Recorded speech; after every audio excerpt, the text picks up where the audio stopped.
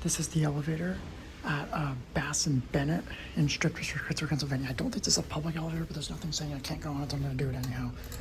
It's a Dover Marshall electronic elevator with impulse fixtures. That's interesting. We're going to have to squeeze in this elevator. It's from the 90s.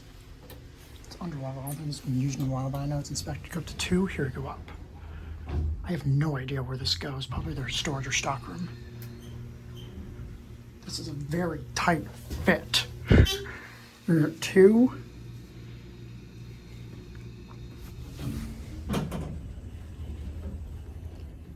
There's just more storage. I don't want the chime to ring. Back down to 1. No phone. The basic Dover cab. It's typical, but there's a bunch of crap in the elevator. Pink door. Here, back at 1. Certificate installed in 1995.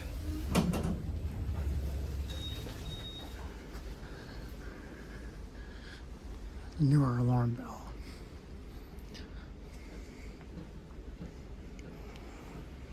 Dark holes, and that's gonna be it.